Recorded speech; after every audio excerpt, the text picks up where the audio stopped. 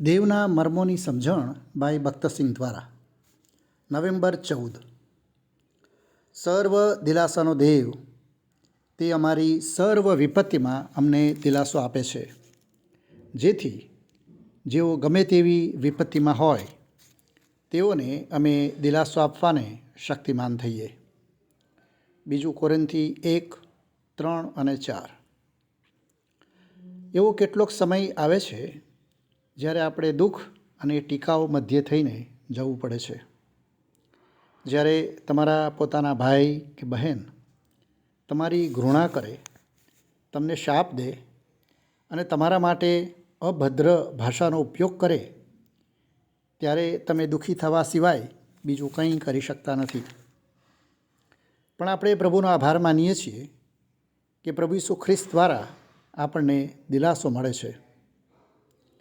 જેમ જેમ સમય વીતતો ગયો, પ્રભુ પોતાની રીતે મારા કુટુંબના સર્વની સાથે વાત કરવાનું શરૂ કર્યું.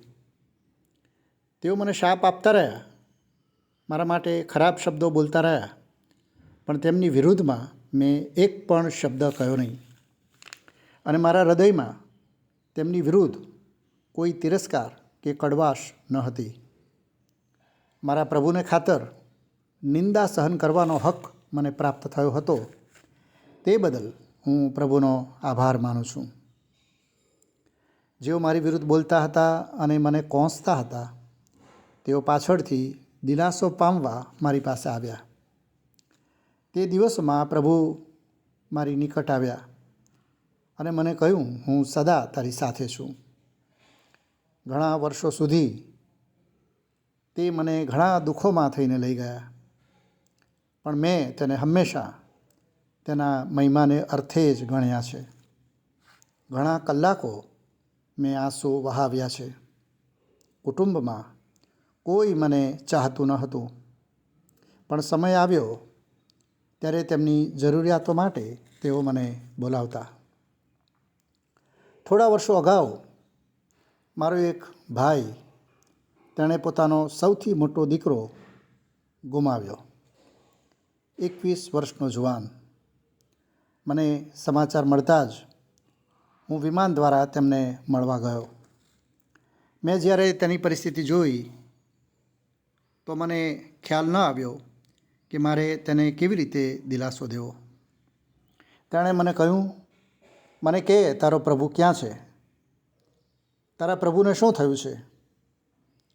હું શાંત રહ્યો. હું તેને જવાબ આપી શક્યો નહીં. હું ઘૂંટણે પડ્યો અને પ્રાર્થના કરી, પ્રભુ તેને દિલાસો આપો. તેનું દુઃખ ઘણું છે. અતિ સુંદર એવો તેનો જ્યેષ્ઠ દીકરો તેણે ગુમાવ્યો છે. જો તમે તેને દિલાસો આપો તો જ તેનું બદલાણ થશે. તે જ દિવસે તે ઊભો થયો, પોતાના કપડાં બદલ્યા, દાઢી કરી અને તેની ઓફિસે કામ પર ગયો. કેવો દિલાસો! આપણે પોતે શોકાતુર થઈએ છીએ, જેથી બીજાને માટે દિલાસાનું કારણ બની શકીએ. આમીન.